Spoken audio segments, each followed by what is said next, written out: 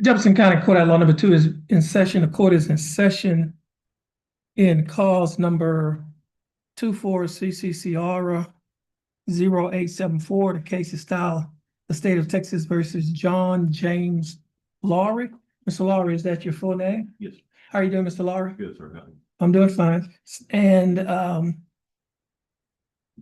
Mr. Lowry, you represented in this case by your attorney Nathan Reynolds. Mr. Reynolds, again, how are you doing? I'm doing well, Judge. Thank you. And the state is represented in this case by attorney Haley Simmons. Ms. Simmons, how are you doing? I'm great, Judge. Thank you. Okay, Ms. Simmons, I have before me a motion to dismiss the case that showing that Mr. Lowry did pay restitution That is in this correct. case. And Mr. Lowry, I'm signing the dismissal.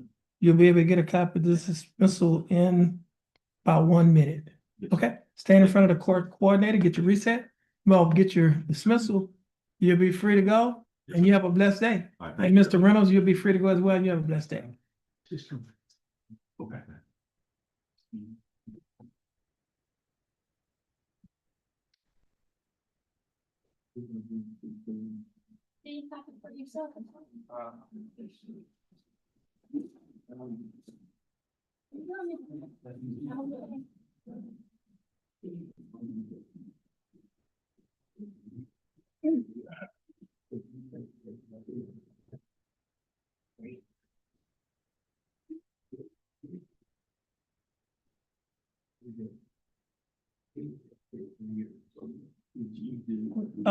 Ms. Jackson, I mean, Ms. Balke.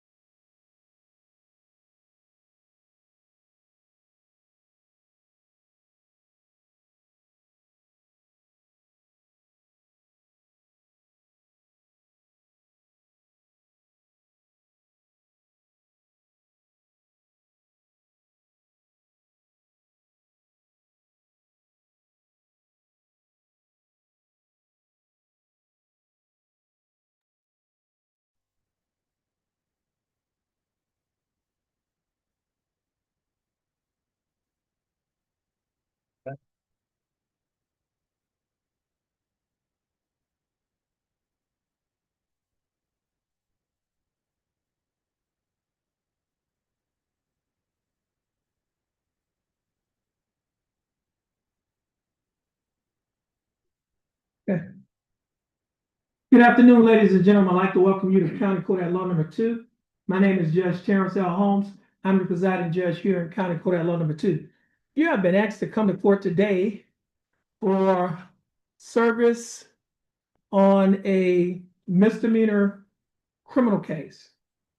Now, criminal cases are divided into felonies and misdemeanors. Your felony cases are normally referred to as your more serious type offenses, whereas your misdemeanor cases are referred to as your petty offenses. Does not mean that they're not serious. It just means that they're not as serious as a felony offense. And when I use the term serious, what I'm talking about the facts of the case and the possible punishment that a person can receive if they are convicted. Now, your felony cases are divided into 5 categories. We'll start at the top, work our way on down to the bottom. You have the capital murder and the first-degree felony, second-degree felony, third-degree felony, and then the state jail felony. Now, if a person is convicted of a state jail felony, the range of punishment is minimum 6 months to a maximum of 2 years in the state jail for a person, and a fine that does not exceed $10,000. Now, if a person is convicted of a third-degree felony, range of punishment is minimum 2 years to a maximum of 10 years in the state penitentiary, and a fine that does not exceed $10,000. If a person is convicted of a second-degree felony, the range of punishment is minimum 2 years to a maximum of 20 years in the state penitentiary, and a fine that does not exceed $10,000. If a person is convicted of a first-degree felony, the range of punishment is a minimum 5 years to a maximum of 99 years or life in the state penitentiary, and a fine that does not exceed $10,000. Now, if a person is convicted of the highest felony, which is a capital murder, the range of punishment is minimum life in the state penitentiary without the possibility of parole or death by lethal injection.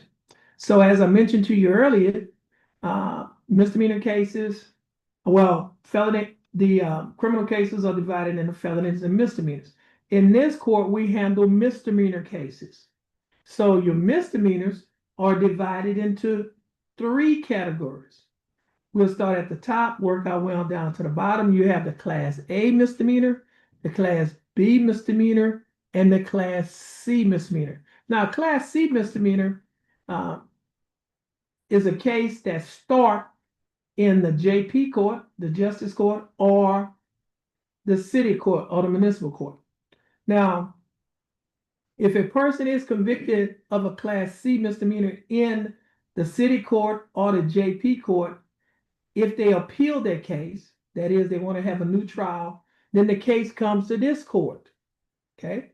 And that's how we have jurisdiction over the case. And so once the case comes here, the punishment range does not change. And the punishment range is by fine only. So if a person is convicted of a Class C misdemeanor, they cannot be given jail time. They only could be given a fine. And the fine cannot be above or cannot exceed $500. Now, the next highest misdemeanor is a Class B misdemeanor. Now, with the Class B misdemeanor, the range of punishment is minimum 0 days to a maximum of 180 days in the county jail, or a fine that does not exceed $2,000, or you could be given both such fine and confinement. Now, if a person is convicted of the highest misdemeanor, which is a Class A misdemeanor, the range of punishment is minimum 0 days to a maximum of 365 days, which is a year, in the county jail, or a fine that cannot exceed $4,000, or you could be given both such fine and confinement. Now, you have been asked to come to County Court at Law today for jury duty. You will be examined for inclusion on a jury hearing a criminal misdemeanor case. Our courtroom hours normally vary, and the hours are normally from 9 a.m. to 5 p.m. However, in this court, we usually have, in the morning at 9 a.m., we have dockets. That docket is a list of cases. We have what is called a trial docket. These are cases that are set for trial. We have an announcement docket. These are cases where the lawyer will come in and announce to the court whether or not they want a trial or whether or not they're going to plead guilty, or whether or not they need more time to prepare for trial. And we may have what is called a pretrial docket. A pretrial docket is where individuals, lawyers file motions that need to be heard before trial. We call that pretrial. Now, we have those dockets at 9 a.m.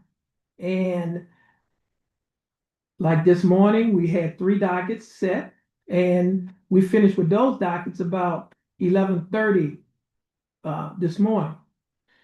It is not unusual for our dockets to go past 12 or past 1 p.m. because sometimes we have large dockets. And so we normally start our jury trials at 1:30 in the afternoon so that we can take care of all of the matters that we have in the morning. And so whether or not you are selected as a juror today, you are performing a significant duty or service which only free people can perform.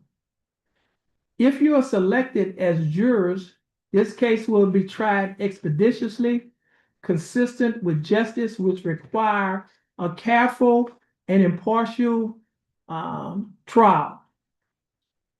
If selected on the jury, unless otherwise instructed, you will be permitted to separate yourself at recess, for meals, and at night. Now, I must first administer to each and every one of you the first of 2 administrative duties. In essence, I have to administer to you an oath. Okay, so I need each and every one of you at this time to raise your right hand. And then once I finish administering the oath, please say, I do. Now, do each of you do solemnly swear or affirm that you will make true answers to such questions as may be propounded to you by the court or under its directions, touching your service, qualification as a juror, so help you God? I do. Okay, you may put your hands down. Okay. Okay. I leave your religion out. Okay. Okay, so next, the law requires that each of you must possess certain qualifications before you may be considered for service as a juror. Also, there are certain excuses, exemptions some of you may wish to claim.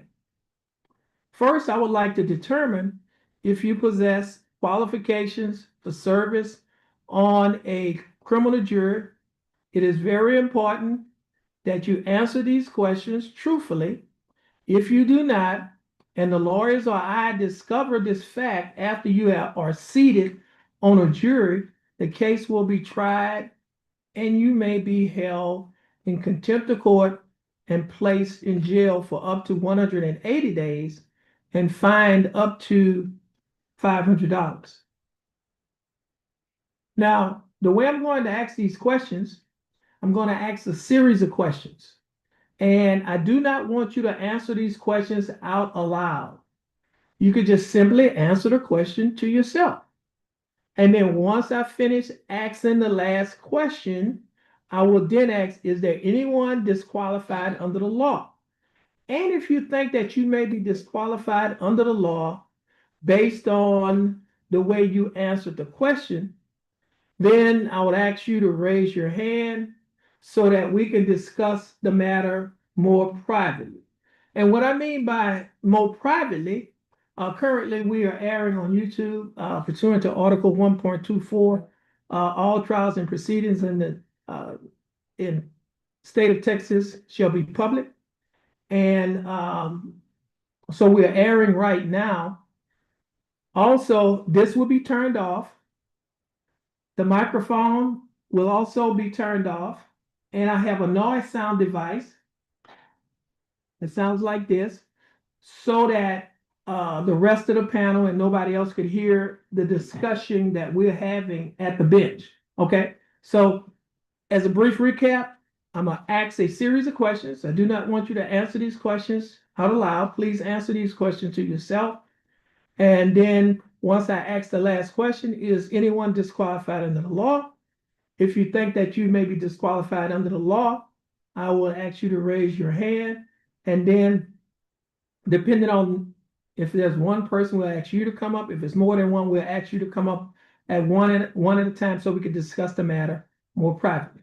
So the first question, except for failure to register, are you a qualified voter in this county and stayed under the Constitution and laws under the state of Texas?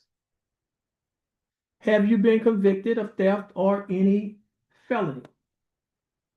Are you under indictment or legal accusation or on deferred adjudication for theft or any felony? Now, this next question I have to ask, I'm required to ask this by law. I'm not trying to pry into your own personal affairs. I'm just complying with the law. And this question is as follows. Are you presently insane or have you been declared insane by any mental health or judicial official? Are you 18 years of age or older? Are you a citizen of the United States? Are you a resident of Texas and a resident of Jefferson County? No. Are you of sound mind and good moral character? Are you able to read and write the English language? Have you served as a petty juror for 6 days in the preceding 3 months in a county court or 6 days in the preceding 6 months in a district court? That was the last question. Now, is there anyone disqualified under the law? If you think that you may be disqualified under the law, please raise your right hand. Okay, we have a couple of people. Okay.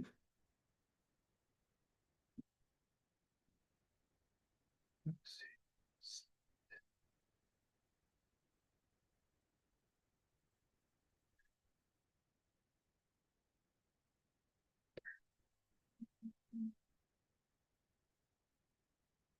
Okay.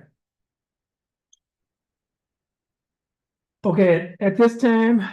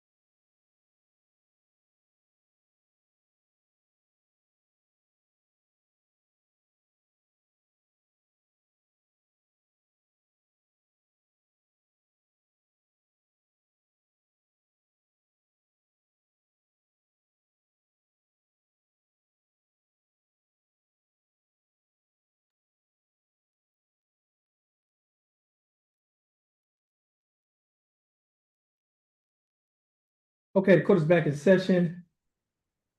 Now, ladies and gentlemen, I will now move to exemptions. I will determine if anyone who is otherwise qualified to be a juror wishes to claim one of the following exemptions.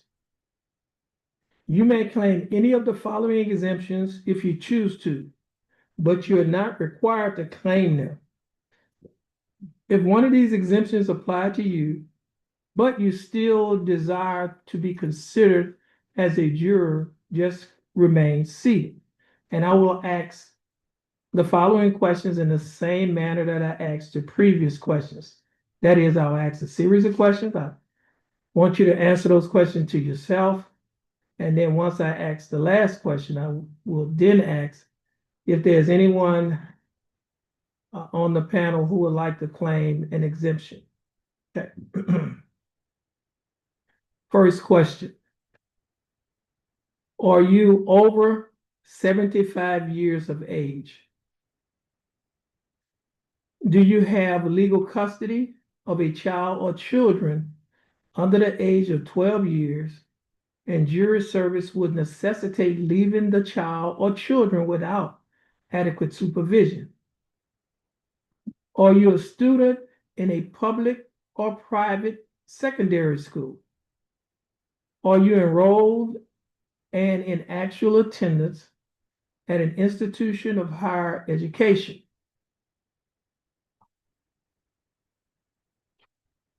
Are you an officer or employee of the Senate, the House of Representatives, or any department, commission, board, office, or other agency in the legislative branch of state government? Have you served as a petit juror in the county during the 3-month period preceding today's date? Are you the primary caretaker of a person who is an invalid, unable to care for himself or herself?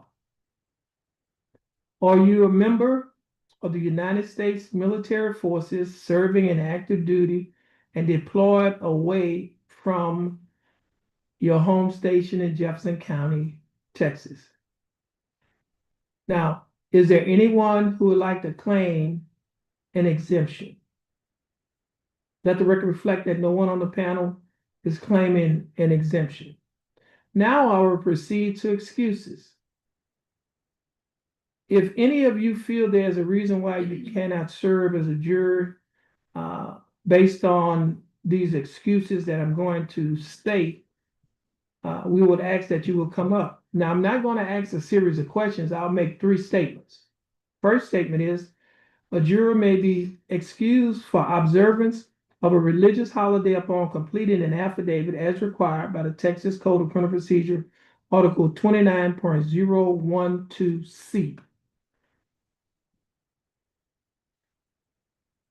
A juror may not be excused for economic reasons without the consent of the parties, that is, without the consent of the defense and without the consent of the district attorney's office.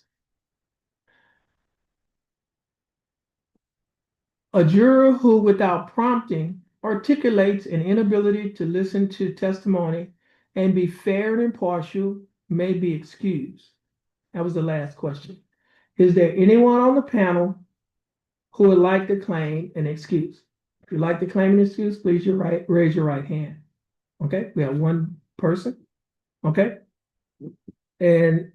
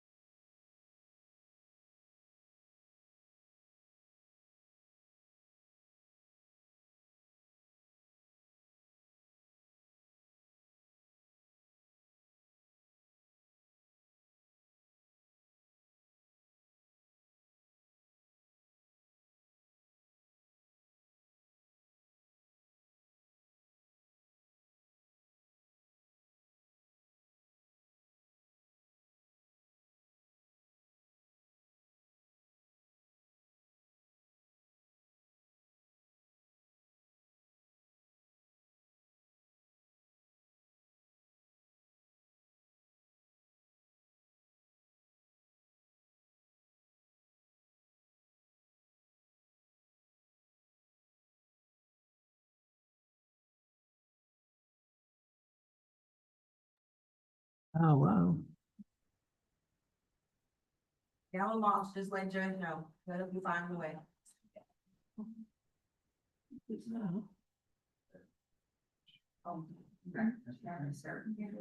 Oh, that's right, he's done.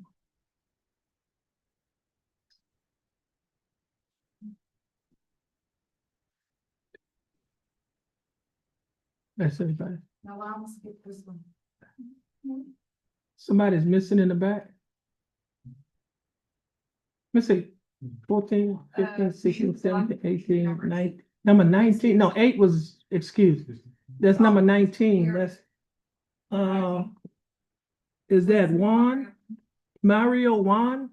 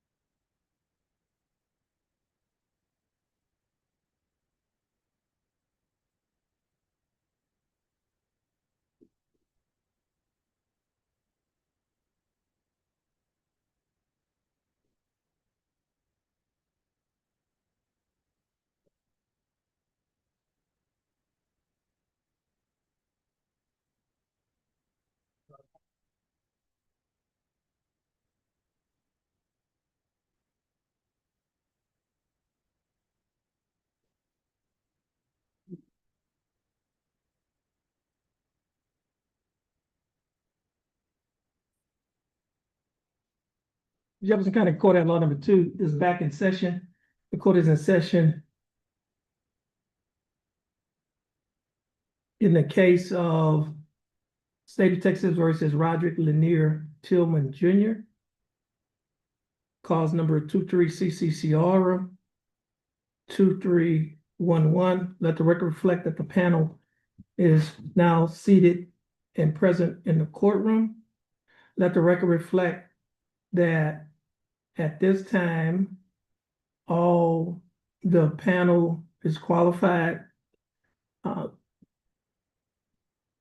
There are no one else on the panel who is claiming an excuse and no one who is claiming an exemption.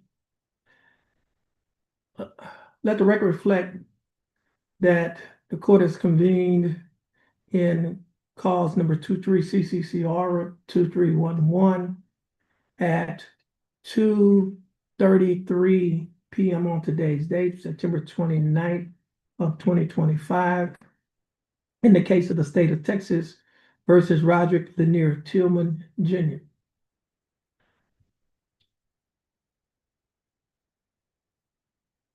let the record reflect that the defendant, Mr. Tillman, is present in court, and he's present with his attorney, Attorney John Macy.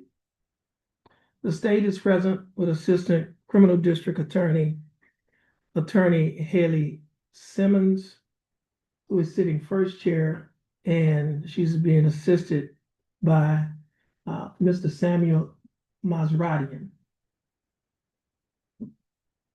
The defendant in this case is charged with a Class A misdemeanor offense of resisting arrest.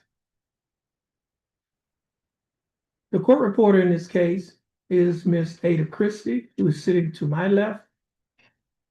Now, ladies and gentlemen of the panel, please speak up, because Miss Christie will be taking down everything being said. So speak up when you are answering or asking questions. The bailiff in this case is Miss Brenda Mosby. And ladies and gentlemen of the panel, you've already met Miss Mosby. And as I mentioned to you earlier, the defendant in this case, Mr. Roger Lear Tillman Jr., stands charged with the Class A misdemeanor offense of resisting arrest. The state and the defendant, through their attorneys, have the right to direct questions to each of you concerning your qualifications, background, experiences, and attitudes. In questioning you, they are not meddling into your personal affairs, but are trying to select fair and impartial jurors to hear and decide this particular case. If at any time you would prefer not to answer certain questions in the presence of the panel, just say so, and I will ask you to come up to the bench so that we can discuss the matter more privately. Is the state ready to proceed? Thanks, Your Honor. Is the defense ready to proceed? Okay. And Ms. Haley Simmons, the panel is yours. Is 20 minutes enough, or you need more time? 30 minutes? Let's do 30 and I'll try to keep it under. Okay, all right. So the panel is yours. You may proceed, and I will be keeping time. Thank you, Your Honor. If you need time, if you need more time, just let me know, and we'll give you more time. Yes. You are. Good afternoon. Yeah. Okay, I thought you were gonna respond for a second. My name's Haley Simmons. Does anybody know myself? Nobody looks familiar. I've got my wonderful colleague here, Samuel Maseratian. Does anybody know Mr. Maseratian? What about defense counsel or the defendant, Mr. Tillman? No. Anybody know Judge? No. Usually we have no hands there. Okay, well, nice to formally meet every single one of you. I usually hurt my feelings with this question, but who's excited to be here? Now you still have feelings are hurt. You're chuckling back there. Is it Mr. Brown? Okay, I'm gonna ask you a lot of questions. I'll take it easy. So we're here against Robert Lanier Tillman, and we're going forward on the resisting, as Judge said. Who here thinks, show of hands, and can tell me what resisting is? Juror number, I'm gonna try, is it 12, Mr. Johnson? What's resisting? Officer asks you to put your hands behind your back, still comply. Simple task would be. Okay. Just knowing all that information, have I met my burden that resisting has been committed? You think so? I'm sorry, guys. I've got to give you a wonderful checklist here, okay? So obviously, as you know, we're moving forward as the state. It is my burden. Beyond a reasonable doubt. I must present to you evidence beyond a reasonable doubt that I have met my burden. With that, that means a resisting, and you're not wrong. I mean, that can be a form of resisting, but we have to show that if a person commits the offense, if they have intentionally and unlawfully prevented or obstructed a person the defendant knew was a peace officer from effecting an arrest, search, or transfer by using force against the peace officer. So when I lay all that out for you, I've got quite a bit I gotta show you, right? So something that seems so simple, we got quite a bit to go through. So if you're selected as a juror on this case, this is your handy dandy task, okay? I have to commit to my burden, I have to prove everything. So defendant, on or about a certain date, in Jefferson County, did intentionally and unlawfully Prevent or obstruct a person the defendant knew was a peace officer from effecting an arrest, search, or transport, those three things, by using force against the peace officer. Does everybody understand that when I break it down, that there's a lot more to resisting than just simply don't do that? Okay. Prevent or obstruct. Who can tell me what prevent means? I promised I was gonna pick on juror number 18. Oh no, number 17, Mr. Graham. It's like sign up for. If I'm preventing someone, I'm stopping them from doing it. I would throw candy at you if I could, but it's frowned upon. So yes, prevent means to stop something or keep it from occurring. Pretty simple, right? You want to stop an officer from committing the arrest. Obstruct. Juror number 1, let's pick on you. What does it mean to obstruct? Take your best shot. Am I hindering the officer from doing their job? Stand in the way. Standing in the way? What else? No, you're okay. Say it loud and proud, just Physically. What is that? Physically obstructing, physically stopping them. That's good. I like how you threw physically in there. I like that. Means to make progress or activity difficult. I'm hindering any type of progress. I'm obstructing their ability to effect that arrest. Any questions on those two things? Arrest, search, or transport. If I'm to make an arrest, what happens? How do I know when someone's been placed under arrest? Juror number 14. Usually they will reach your rights, so you're not in this. I gotta be careful with that. Does an officer have to stop and say, hey, real quick, before I arrest you, let me read you this? When you're no longer able to leave the encounter on your own. Okay, so you can't even leave that space. Or whenever they stopped you, do you have to be physically placed in handcuffs at that point? Let me ask you this, does an officer have to make the statement, you are under arrest for an arrest to take place? I see a lot of heads shaking yes. Who agrees with that? Raise your hand if you think an officer has to specifically state you have been placed under arrest in order for an arrest. Loud and proud for me. Okay, number 1, 2, well, it's kind of iffy there. What if I told you I did? Taking of a person into legal custody by law enforcement. You're not free to go at that point, right? Do you think someone can make an inference when someone has created an arrest or made an arrest? If I'm walking up to you, I'm an officer. You committed a crime. I'm gonna go put your hands behind your back. Do I have to say, you're under arrest? You don't. You simply don't. Search. What's a search, guys? Anybody, juror number 2. Search means searching around. What can I be searching as an officer? What would I possibly be searching? Pockets, the car, the vehicle. The area around them? Yeah. Okay. Notice how I'm going over these 3 things. When I gave y'all that elemental checklist, I had to prove that we're preventing the officer from doing one of these 3 things. So yes, search is an act of searching or investigation by law enforcement. Transport. What does it mean to transport somebody? Juror number 3?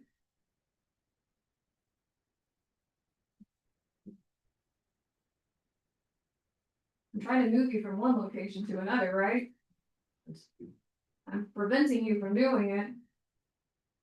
Transport, right? An act or process of transporting individuals in custody by law enforcement personnel, such as suspects, detainees, or inmates. So when we're resisting one of these 3 things. The officer is either trying to effect an arrest, a search, or a transport. One of those things. Do we have to have all of those? Who here thinks all of those have to be happening? Just one. Absolutely. Everybody agree just one? Yeah. Can I tell you all a secret? There's a little saying. I know nobody was excited to be here, but I really want y'all to talk with me, so. Not saying anything, all was not the trick to not getting picked for the jury, okay? There's a saying that says those who talk, walk, and those with nothing to say, stay. Y'all talk to me, I promise. You won't regret it, okay? I want y'all to promote conversation, keep talking to me. We want to learn if you're a good fit for this case. That's all it is. What kind of physical actions are enough to be considered using force? You're number 4, moving down the line.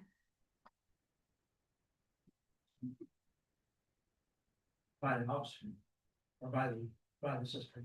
By the suspect. The officer's not getting there. Using force, putting the painters, resisting. For physical, Physical. just Pushing? pushing, running. You got a whole list going. You're doing great. Everybody agree? Yeah. Juror number, I'm gonna get your name. What is it? Maria? Maria? Yes, also not following the instructions the officer is giving you is resisting. Well, we want that physical force, right? Physically, Right, Not physical, doing it. but if I'm just standing here and you're trying to arrest me, I'm like, no, I'm not doing it. Am I resisting? you are, but not using physical force. Exactly. Have to have that physical force there, okay? So use of force, what's considered use of force? We just talked about it, your number 4 gave us a long list. If I'm attempting to flee or elude a police officer, am I using any physical force against that officer? Am I resisting? Yes, Yes. By fleeing or eluding? Or is that a whole other crime in and of itself? that's probably right. Threatening an officer with physical violence as he is trying to arrest that person. I've got my hands behind my back. I'm not using force, but I'm threatening. Am I resisting? No, Yes. How about your- Why not? because it's just talk, it's not actual physical actions. I'd say threats along the way are a different crime as well, right? We want that physical force against the officer. Remember, we're preventing or affecting them from creating that arrest, search, or transport. Struggling with an officer while being restrained, handcuffed, or placed in a patrol car. Yes. Yes. Yes, everybody agree with that? We getting the hang of it here? Struggling, It's not the- preventing. What do you think if you were to look at some type of evidence that could show you that maybe there was the prevention or obstruction with struggling, you might be able to see or be swayed that that could potentially be? You want to look at the evidence, right? How about this one, juror number? I wish I could remember all y'all's names by the time I was done with this, but Mr. Johnson. Physically attacking an officer trying to arrest. Have we reached, we're pretty certain, right? Yeah. Are we resisting? Okay, anybody think we're not? Pretty good. All right, I'm gonna read this, I know it's small. So Texas courts have determined that any amount of physical force is sufficient for purposes of resisting arrest charges. So keep in mind that physical aspect, okay? Not threatening, not running away from you, might be some different charges, okay? This one right here, I want to key in on. Oh, it is no defense to prosecution that the arrest or search was unlawful. Anybody have any questions about that one? So it doesn't matter that If the arrest or search happened to be unlawful, it would be no defense to prosecution that there was a physical resistance. Does everybody understand what that means? It stumps everybody. It is the law, I know. So if for whatever reason there happened to be an arrest being made that wasn't lawful by an officer, regardless, the resisting any physical force against that officer would still constitute resisting. If they're, I say any, if they're preventing the effect of an arrest, search, or transport. Does everybody understand that? Yeah. Any issues with that? Everybody agree with that? No matter what, even if the arrest is unlawful, if you resist, you get charged. If you're preventing the effect of an arrest, search, or transport. That's lawful. Think about it, why do we have resisting laws? Protect. Is it just officer safety though? Who else are we protecting? Your own? Even the suspect? Citizens around you, everybody around you. Does everybody understand that now when we break it down? All in all, It's in effect because we are trying to promote safety. Any issues here? Have I clarified? Do we understand? Anybody not agree with this? Okay, we good to move on? We kind of talked about this. We got ahead of ourselves. Officer safety. Suspect safety. General public safety, everybody around you, we're promoting safety. Types of witnesses. Are these who you want to see come testify in trial? Eyewitnesses, officer testimony, witnesses after the fact, anybody that can help corroborate what's going on around? You want to hear evidence, right? You don't want me to just come up here and be like, hey guys, this happened, and be done. You want to hear from officers? How do we treat each kind of witnesses? And I say that I'm gonna break it down. If I had an officer up here and I had just a regular witness of the crime, how do we treat all of them? Fairly. Fairly? Exactly the same? Do we hold an officer to a higher standard? You should. Absolutely, you're right. Would anybody here hold an officer to a higher standard? Nobody? You get to be the decider of credibility for witnesses. You all start off at the same level. From there, then you'll determine who's gonna go on that credibility scale. That's a determination for you as a juror to make. So, exactly the same, as you said. Police officers are witnesses. You wanna keep in mind they're not special witnesses, okay? All the same. They're not to be given extra weight. They're people too. And with that, sometimes mistakes can happen as well. We all understand that we're all human error is a thing. Moving on, I am gonna make everybody talk on this one, so if you haven't got to talk to me, you're going to now, okay? What we have right here, what are your feelings towards local law enforcement? 1, positive, 2, somewhat positive, 3, somewhat negative, 4, negative. Can everybody commit to a number real quick? I'm gonna go down the line and get you. Everybody have a number? Okay, juror number 1? 1? Can you say it loudly? I've got to make sure my court can hear you. One more time, I might have spoken over. 1. Juror number 2? 1. Juror number 3? 1. Juror number 4? 1. Juror number 6? 1. Juror number 7? 1. Juror number 9? 1. Juror number 10? 1. Juror number 11? 1. Juror number 12? 3. Juror number 14? 2.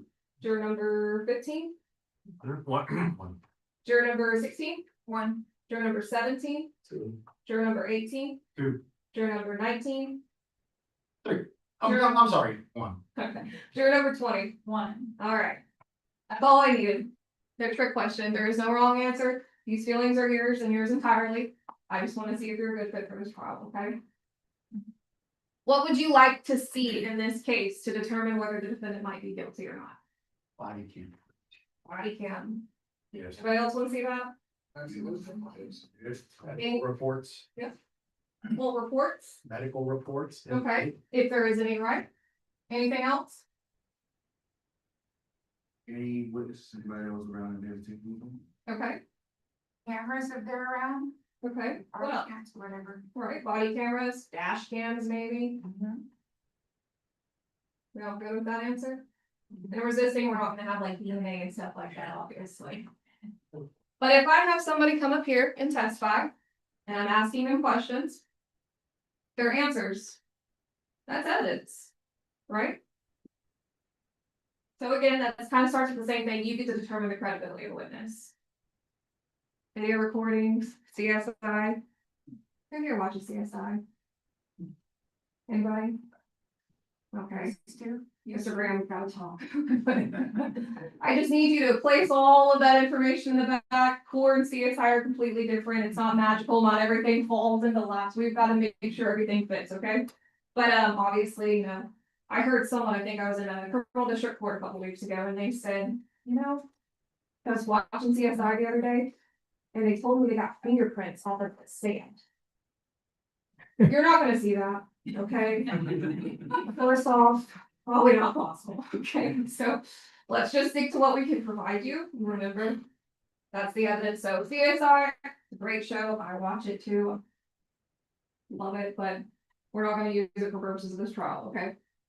Reasonable doubt. What is it? Anybody know? I got two hands. You pulled your hand away. I did, Okay. I won't make you answer, you're fine. To me, if I'm not believing it, I have reasonable doubt. If it's just not clicking, point A to point B, I'll have reasonable doubt. That's a determination you make for yourself, right? Right, does everybody understand that you make that determination? Who here shows of hands thinks I can give you a definition? You do? Anybody else? Who thinks I can give you a definition of reasonable doubt? I cannot. Okay? She brought up a great point. She made it specifically to herself. You are the determination of the reasonable doubt. Law says I can't even give you one. There used to be one way back in the day, but no longer. So Texas law requires the state to prove its case beyond a reasonable doubt. You are the sole deciders for what reasonable doubt is. Does not allow me to give you a definition. It's not beyond all doubt. If it were, where would you be? I'll give you a hint. You'd be testifying. You probably saw it. You saw it happen. You had no doubt. Not beyond a shadow of a doubt. Gotta keep CSI in the back, okay? You hear those terms on there. Not beyond an unreasonable doubt. Best way to explain it, you'll know it when you see it. Is everybody okay with that?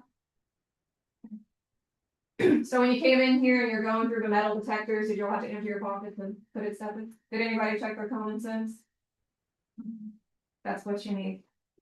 You are gonna be the sole chooser unless beyond a reasonable doubt. That's the best I can give you. Presumption of innocence. I'm gonna pick on somebody over here that hasn't talked. Number 11, Mr. James, Yes, what's presumption of innocence? Or who has it? the defense, The defendant? Mhm. Does everybody have a presumption of innocence? no, Not everybody?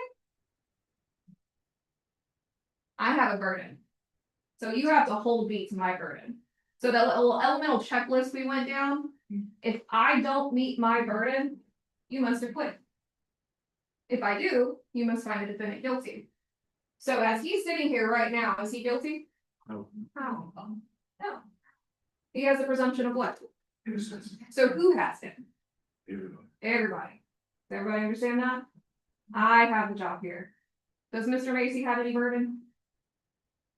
None at all. So defendant, burden, nothing. The right to discovery, all the evidence that the state has composed. The right to trial, y'all got that summons in the mail, and we all weren't happy about it, but here we are. Right not to testify, I want to dig on this one. If the defendant were to choose not to testify in this trial, would anybody hold it against him? No. Good, perfect answer. And you must not. Right to exculpatory evidence. And the last one, right to defenses. You can provide defenses, right? Absolutely. So here's your duty. You're gonna decide the facts, apply the facts to the law, and follow the law. After everything I've given to you right here, does anybody feel that they cannot do those things? We're all good? Any questions for me? I know you're all probably wondering when you get to go home, but I promise it'll be before 5, the lucky 6 of you get to come back tomorrow, okay? So with that being said, if you're selected as a juror in this case, I look forward to presenting it to you, and thank you all. Okay. Mr. Macy, the panel is yours. Thank you, Your Honor. Okay, you may proceed.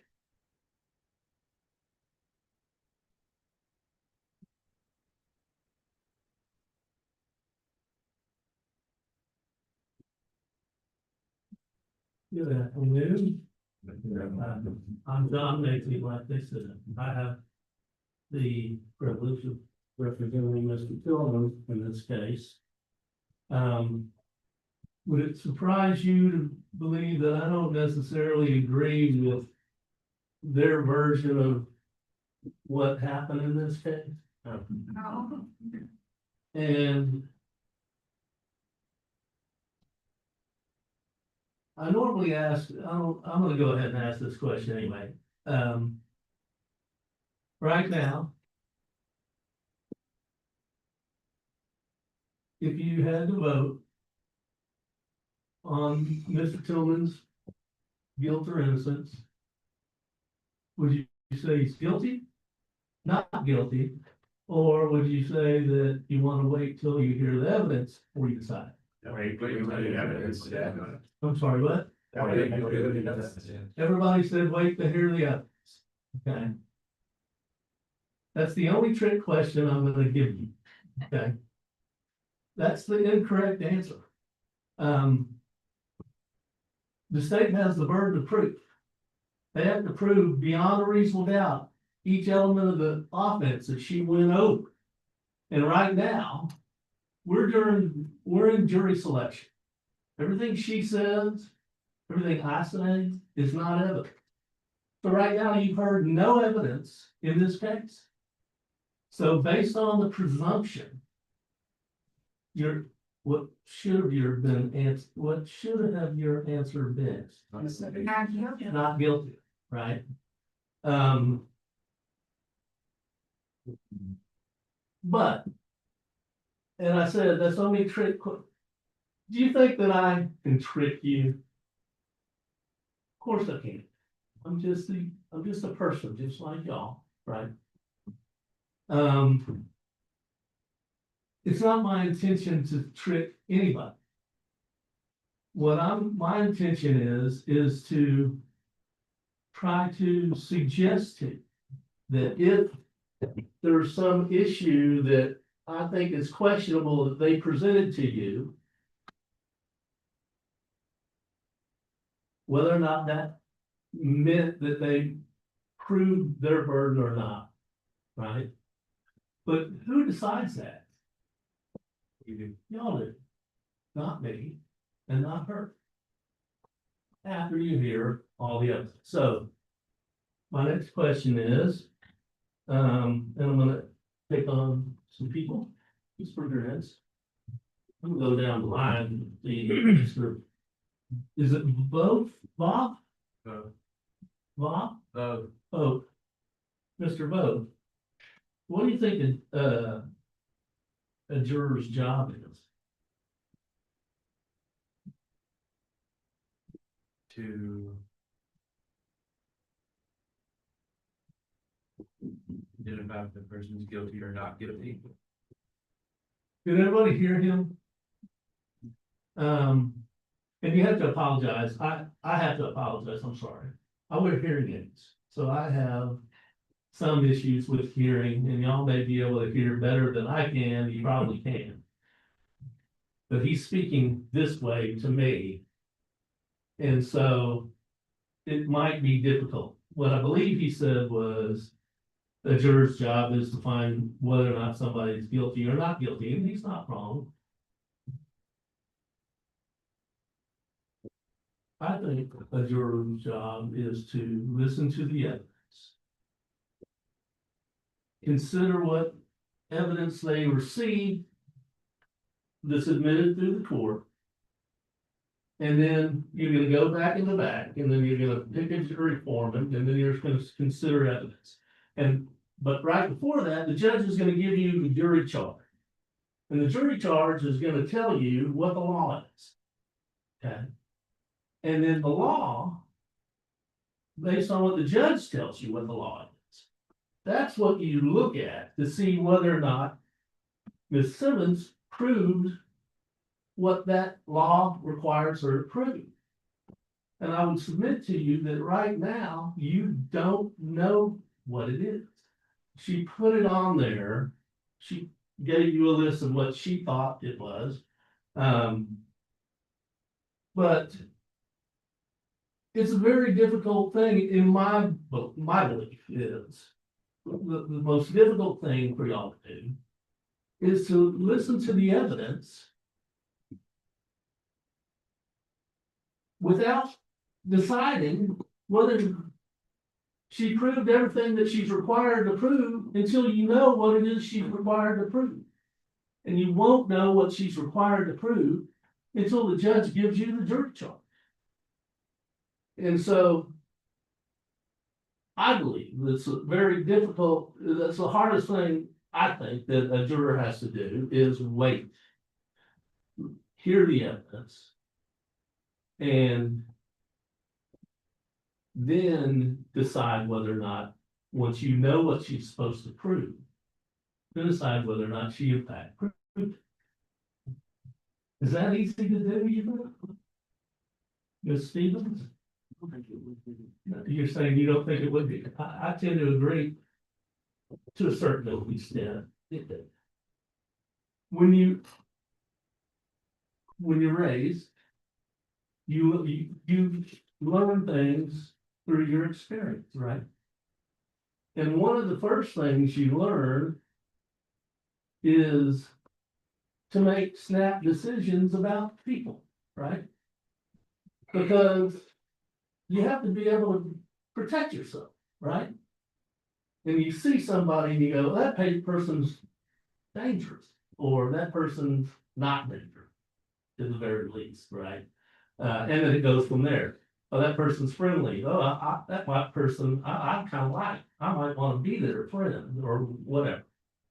But we learn from an early age to make snap decisions about things that I'm asking you not to do.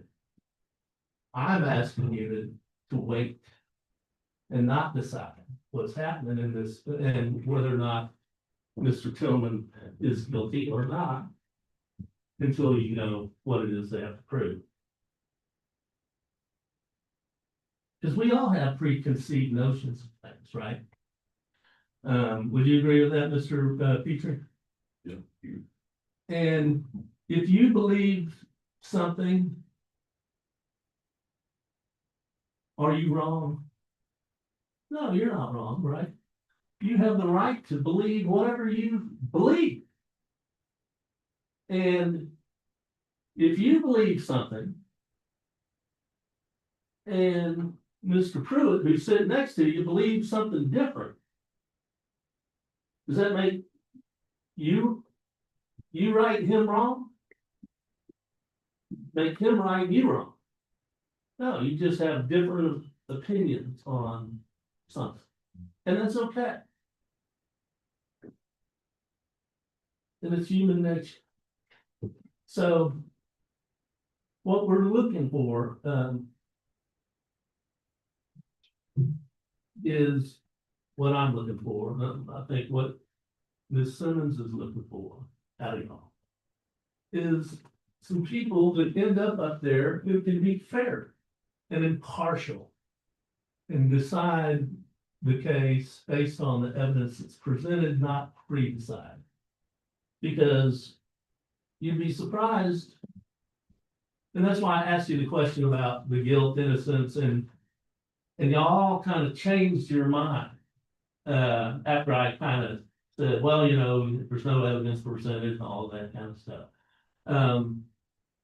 But what if you didn't change your mind? Does that make you wrong?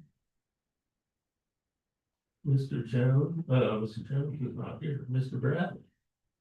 Would that make you wrong? If you didn't change your mind? Okay, we're gonna make decisions of some kind. You have the right to decide in your mind what happens. In fact, the jury are the judges. You're judges. Whoever ends up over here as a member of the jury are judges. Y'all are judges of the facts. What happened? Y'all decide what happened. Y'all decide whether the things that happened manifested enough to be a crime or not. The judge is the judge, but he's the judge of the law. He tells you what the law is, but y'all are the judges of what happened. And y'all decide that based on the evidence that's presented to you, the evidence that is admitted in this trial. And there's several types of evidence. Okay. There's physical evidence. If this was important. Oh, there was a pen. And it was admitted into evidence. Ah, it's a pen. That's physical evidence. There's demonstrative evidence, which is a demonstration type thing, which is kind of a, if it's admitted, then it's evidence. A demonstration of some sort, if that raises to the level that the judge admits it into evidence, then it's evidence. And y'all decide whether or not it's valid or not. There's also, and the sentence touched on this, testimonial evidence. People get up there and testify. And that's evidence. But that evidence is a little different in a way, in that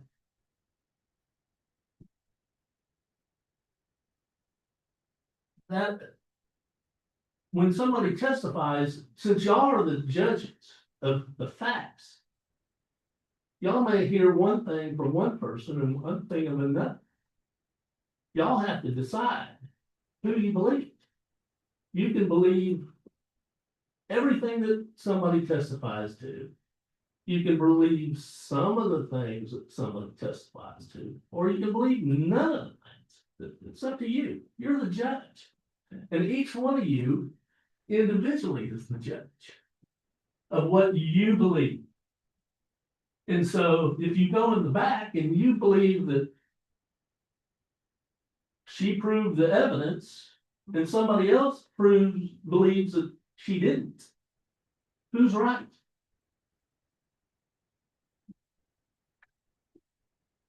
I would submit to you that you're both. Neither of you have the right to decide that the other person's wrong. That's what we were talking about over here. So the reason I touched base on this, I had when I was talking about changing minds, a trial in Hart County, felony trial, and I asked that question about, people finding somebody guilty, or whether they find somebody guilty or not, based on during voir dire, which is what this is. And the lady in the back said, "No, he's guilty." I said, "What?" And I said, "Well, you haven't heard any evidence." He said, "I don't care. He's guilty." I said, "What makes you say that?" And she goes, "Well, if he wasn't guilty, he wouldn't be here." Is she right? I think she was wrong. But I tried to explain to her, that she hadn't heard any evidence and it didn't matter to her. Okay, that's fine. Did she have the right to believe that? Absolutely. Yes. I'm sorry. Who is that? This Camacho? You're only shaking your head, right? I agree with that. She absolutely has the right to believe that. Does that mean she ought to be on the jury? No. Of course not. Because she's already decided whether the person's guilty, she hasn't heard the evidence against them. That's what we're not looking. We're looking for people who will tell us truthfully. So who was I looking for in that case? Her. Because she was truthful, right? I want her to tell me that. I don't want her to just go, and then she ends up on the jury. What happens then? That's a problem. That's what we're trying to avoid. Why we're asking all this question. So and some people, and I don't think any of y'all are them, some people I've heard of that believe somebody's guilty before they even walk in the door. Think anybody's like that? You'd be surprised. I had an attorney in Hardin County, and I was going to trial, and he ran up and goes, "Are you in trial?" I just saw somebody I knew, and I asked her, "What's she doing here?" And she goes, "Oh, I'm here to burn somebody in the trial."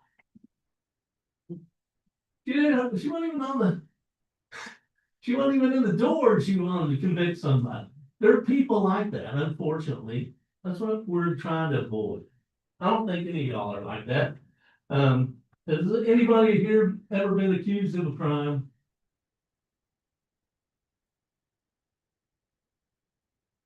Let me rephrase this. Has anybody here ever been given a traffic ticket? You know that that's a crime, right? It's not a very serious crime.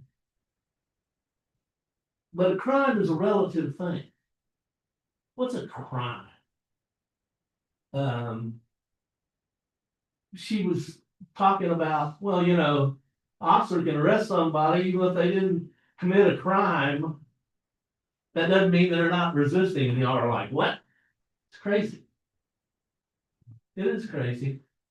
But who makes laws? The legislature, right? They made that law. And they made the law, as she said, to protect people. But everybody's not similarly situated, right? There might be somebody who gets arrested or accused of something, and they're just a regular person, right?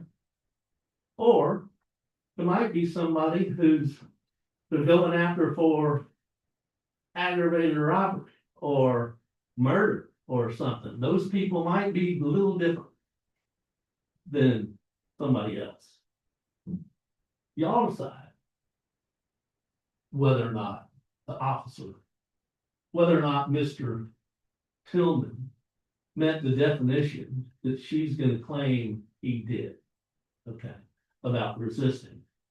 And they keep, there's a big thing about the last element, force, using force against the officer. She was asking, well, what's force?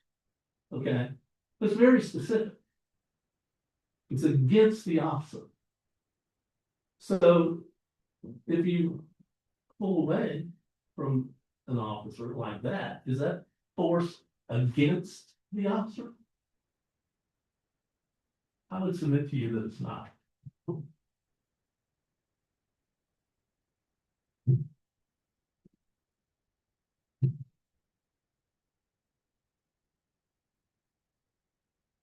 So she already asked.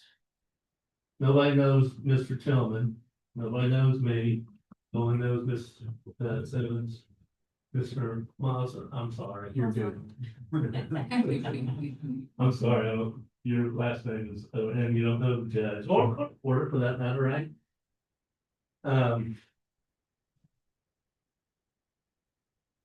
Has anybody ever worked in the district attorney's office? Or know anybody who works in the district attorney's office?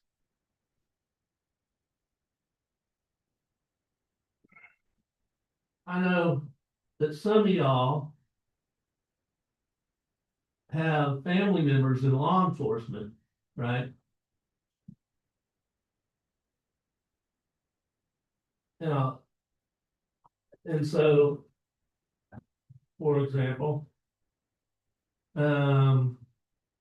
Ms. Camacho, you have a brother, and he works in, you put corrections and probation, what does that mean? He started as a correction officer, went to counseling and kept studying and became a probation officer for the LA County In Los Angeles? in California. Yes, sir. Okay. So when you say correction officer, you work for the prison Yes, sir. or the jail? He worked for the men's correction officer, for the youth and men's. Like a juvenile officer, maybe.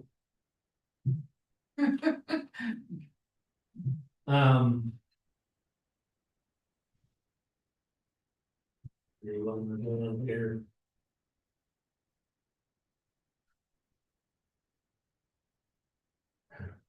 I want to talk briefly about, not much about it, but you asked, can she give you a definition of reasonable doubt? And she said, she can't, you'll know when you see it, right? They used to. She said, oh, back in the old days. That kind of hurt my feelings. Because I remember when that was the case. And we used to give a definition of beyond a reasonable doubt. They changed, the court changed. Courts in Texas are elected. Justice, so the appellate courts. Even the county judges they're elected, they're not appointed. Only ones that are appointed are federal judges. I say that only as a relative term. If a bench becomes open, then theoretically a judge could get appointed to that bench until the next election, if it's a state. But then they're elected. Well, so when judges are just like everybody else are human, and they have certain ideas or ideals, and they learn things in the law school and so forth, and they have opinions. And those opinions become law through interpretations of cases. So there's statutes that are done by the legislature. And then they have trials, and then there's appeals sometimes, and those appeals become interpretations of what happened by appellate judges, and what they decide becomes law. Okay, so it used to be that, yeah, they gave that definition until all of a sudden they decided, y'all don't need it. They don't want y'all to have it. She asked the question, could I give it to you? And he said, no. She said, no, I can't give it to you. She could. She's not gonna, because the law says she's not required to. Because y'all don't need to know it. If we were in federal court, they would give you a definition of beyond a reasonable doubt. It's the same definition that we used to get up here. But we're not in federal court, we're in here. And so now all of a sudden they don't give that definition anymore. Why? I have an opinion about that, but I'm not going to say.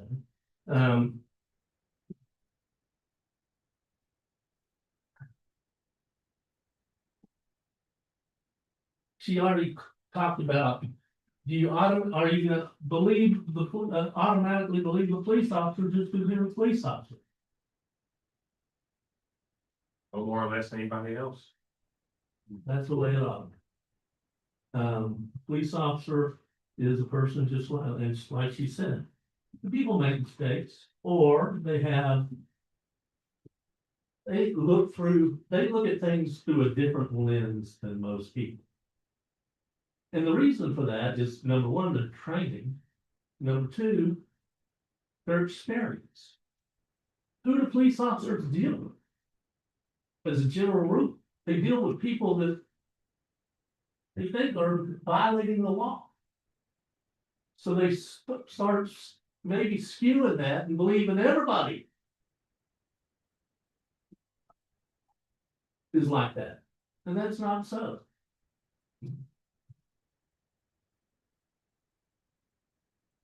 So who polices the police?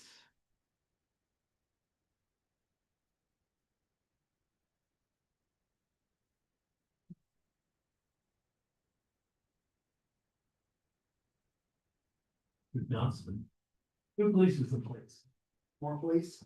More police? You think the police officer, if the police officer saw his buddy questionably doing something, he'd arrest him? Oh, I hope so. You would hope so. Yes. You think it happens in practice? The point is, who can police the police? Is a jury. Because the jury can look and see what they did and decide. Did they do something they were supposed to do or not? Right.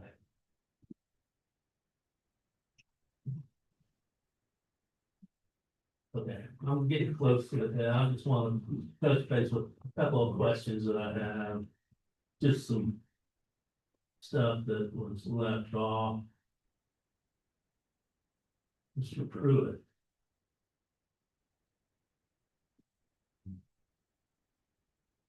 You said you're employed, that you left off your occupation. What's your occupation? Design. Design? Okay. Are you self-employed or you work for somebody? Contract. Contract work? Company. I'm sorry, what? Through a company, Oh, contract. I'm not trying to pry. It's just that you left that blank. Same with your wife. You said she's employed, but you didn't say who employed her or what her occupation. Yeah, she's actually not employed. Oh, she's not employed. Okay.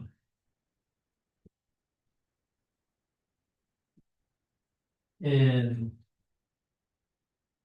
Mr. Bradley, Yes. are you still, you're a federal, officer? And you work in federal prison or Just retired, just retired? days ago. Yes. Congratulations. You work for the Federal Bureau of Prisons. And then your brother works in state corrections, Lieutenant. Huh? Lieutenant TDCJ. Texas Department of Criminal Justice. So you work in one of the prisons? First in McConnell Unit. I'm sorry, where? McConnell Unit in South Texas. Ah, In Corpus Christi.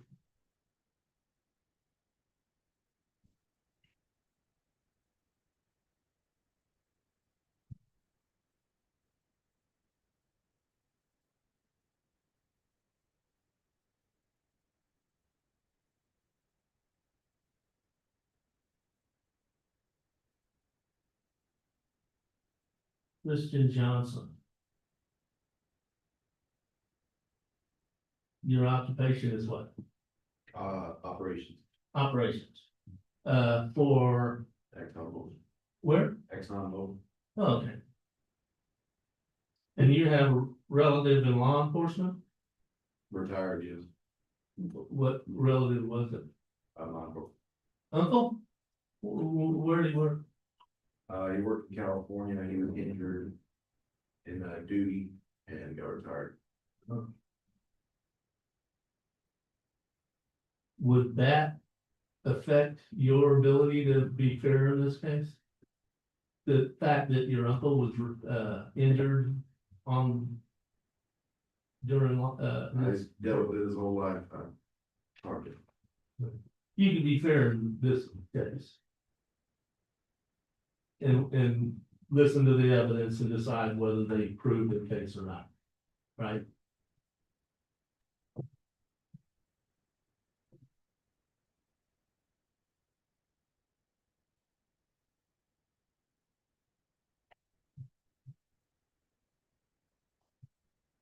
I think that's all the questions that I have. Does anybody here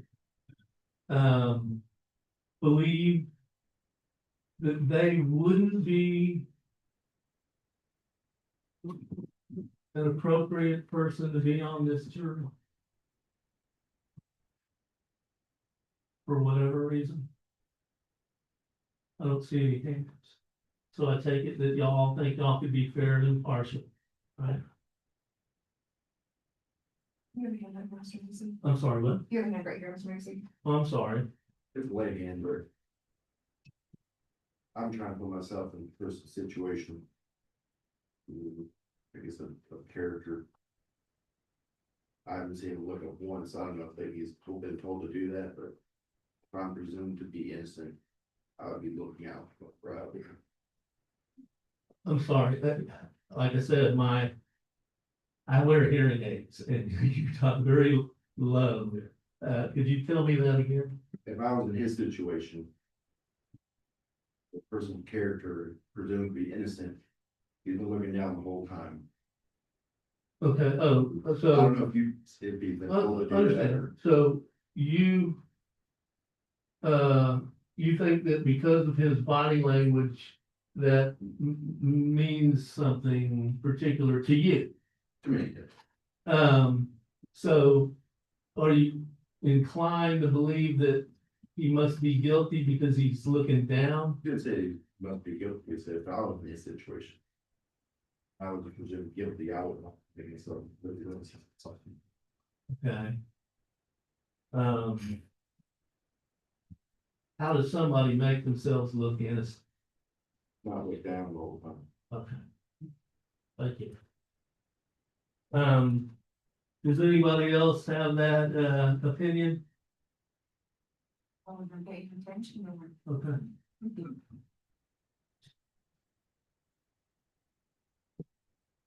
Um. And I appreciate you giving me that information.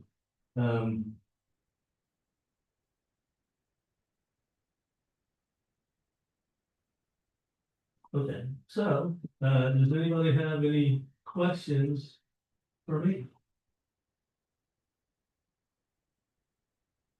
Or anybody think there's a question that I should have asked that I didn't ask?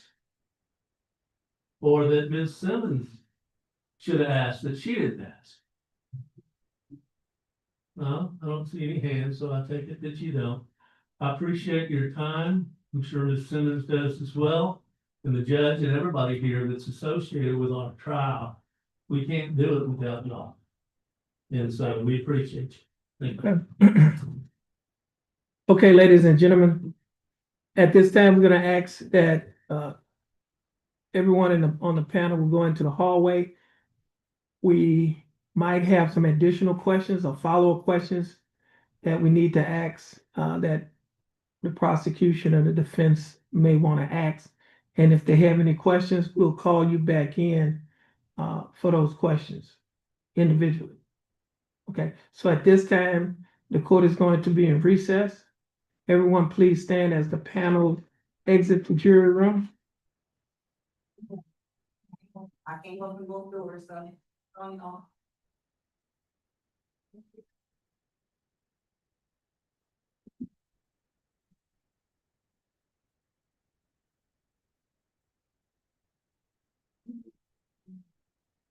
The court is in recess.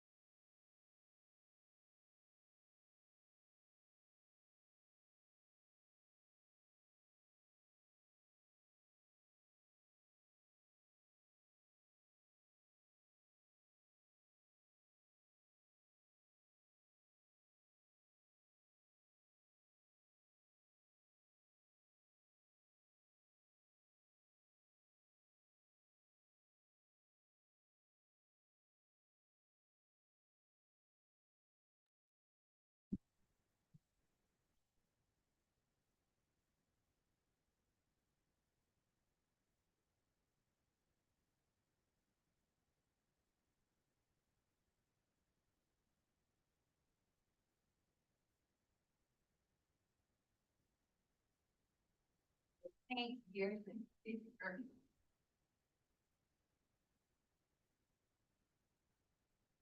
Sure.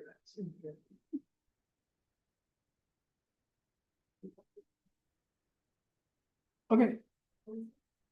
Yeah, y'all may be seated. Want to make sure everybody's in here.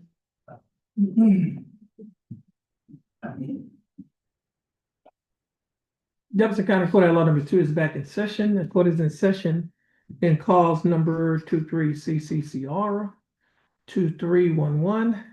Case is style of state of Texas versus Roderick Lanier Tillman Jr. Let the record reflect that Mr. Tillman is present in court with his attorney, Attorney John Macy.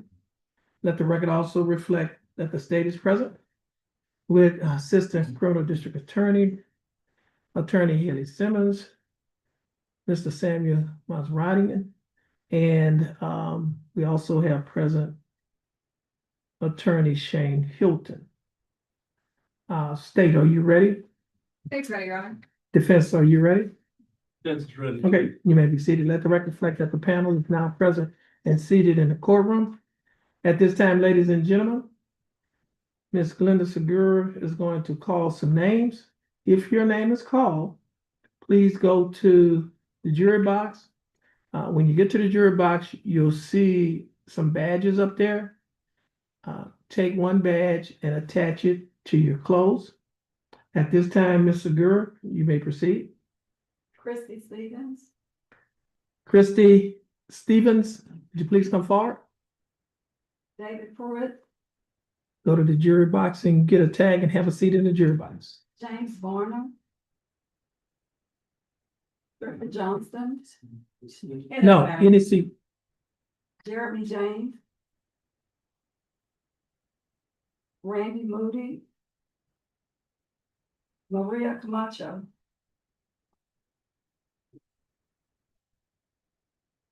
Make sure you get a badge.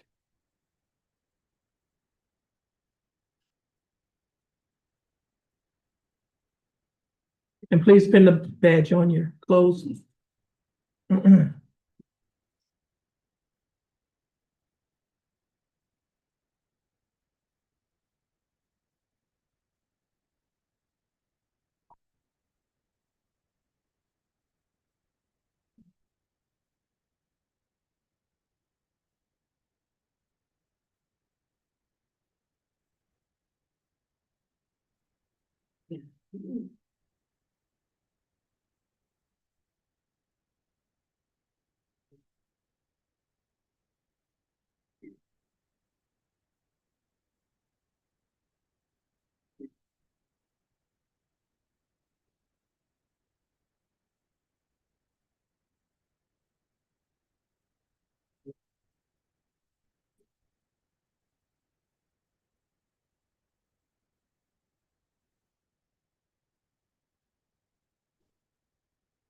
Okay.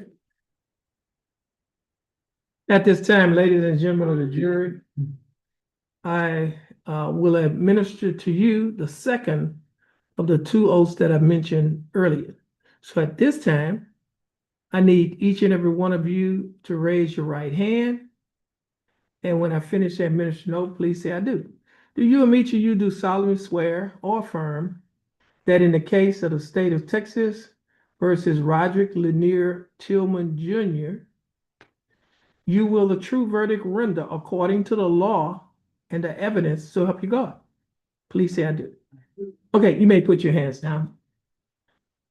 Members of the jury, I will give you some instructions and a general idea of what to expect in this case. Every case is composed of facts and the law as it applies to the particular case. The facts come from the witnesses on the witness stand. The law comes from the statutes, codes, rules, and court decisions interpreting them and how they may apply to this case. You and I have equal authority in this case, but it is divided authority. You are the sole judges of the facts, and I'm the sole judge of the law. You are the sole judges of the credibility of the witnesses and the way to be given their testimony. You can believe all of what a witness says, part of what a witness says, or none of what a witness says.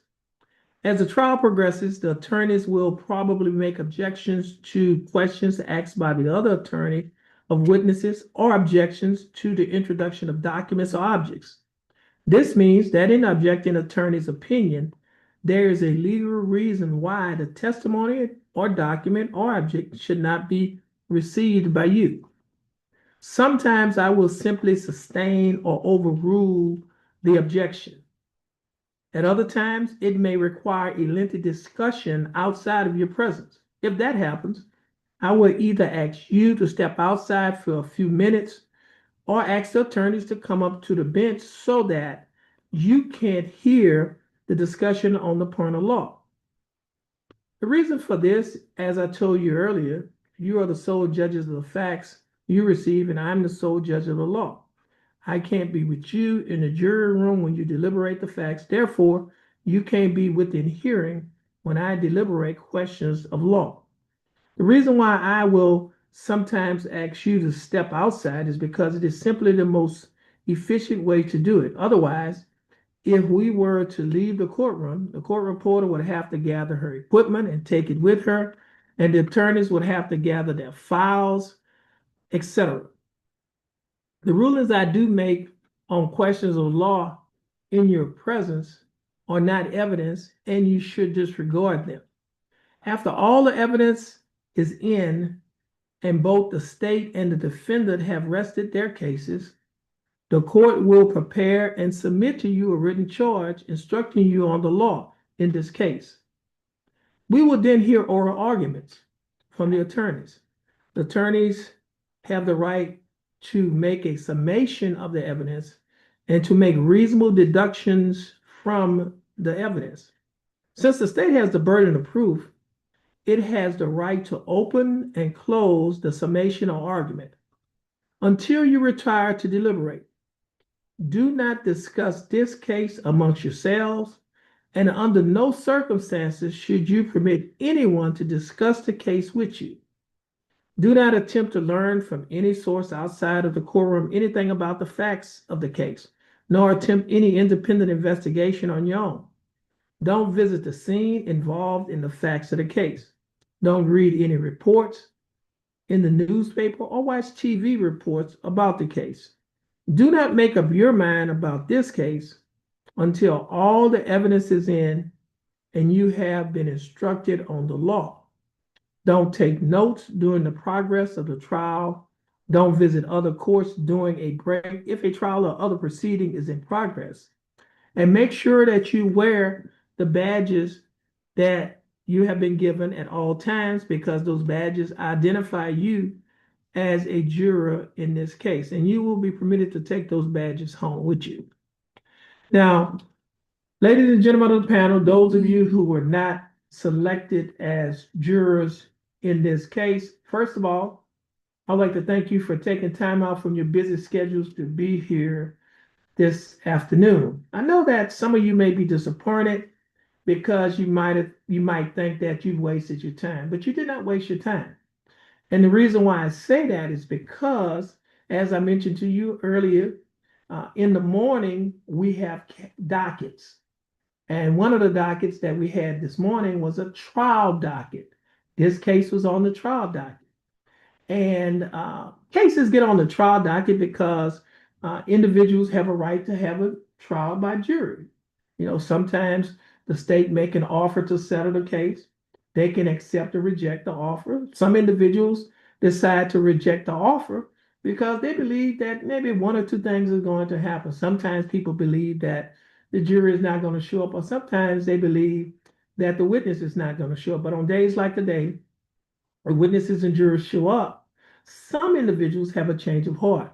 And they say, you know what, that offer that the state made me a few months ago, it looks pretty good right now. And so your presence here helped the court move cases off of the docket. And so I'd like to thank you for taking time out from your busy schedules to do that. And so therefore, your presence here was not a waste of your time. I know that when you came to court this afternoon, at 1:30, you was looking for County Court at Law number 2, and you looked over the door and you saw County Court at Law number 2, Jefferson County, Texas, Judge Terrence Holmes presiding. And you said, oh, I'm in the right place. This is Judge Holmes' court. Well, you are in the right place. However, this is not Judge Holmes' court. This is the court for the citizens of Jefferson County. And so you're the citizens of Jefferson County. I've said that to say this. Anytime that you're in the area of County Court at Law number 2, you're welcome to come and have a seat in your courtroom. That area that you're sitting in, that's the area that you would have to sit in. We call that the peanut gallery. But it doesn't mean that you can bring peanuts in here and eat, because this is not the Texas Roadhouse. So again, you're welcome to County Court at Law number 2. And I know you sit in on the trials, you'll find it very interesting. As a matter of fact, this trial is going to resume again starting at 1:30 on tomorrow.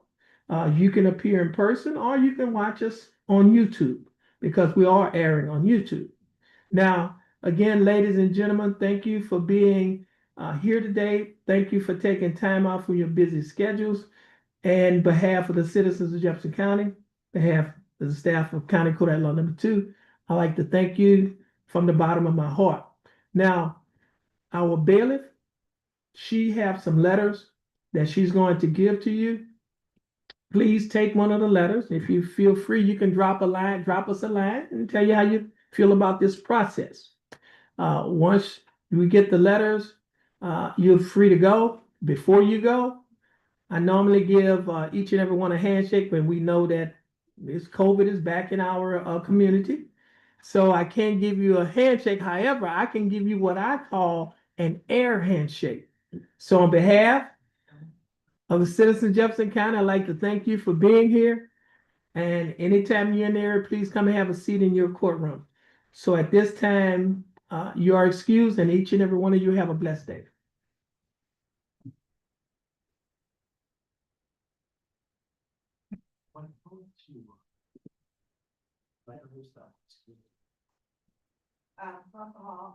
All right.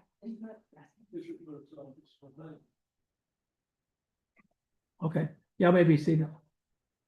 Okay, ladies and gentlemen of the jury, as you heard, we're going to start back tomorrow at 1:30. Is that correct, State? Yes, sir. Okay, and so I'll just give you a little outline of what's going to happen on tomorrow. Tomorrow, the state, they're going to read the information. That's the charging instrument. It's like an indictment. They call it indictment in felony court, but here they call it the information. It basically says what a person is charged with. Mr. Tillman is going to enter a plea. They enter a plea of not guilty. After that, the state is going to make the state and the defense can make an opening statement, kind of outlining what they expect the evidence to show. And after that, the state will put on its evidence, call its first witness, and then we'll proceed from there. Okay? So on tomorrow, make sure that everyone is here on time. 1:30, you need to be right outside in the hallway and in the chairs. And so the bailiff will come out and get you when we're ready. So at this time, you are excused for today. Everyone, please stand as the jury exit the courtroom. Okay?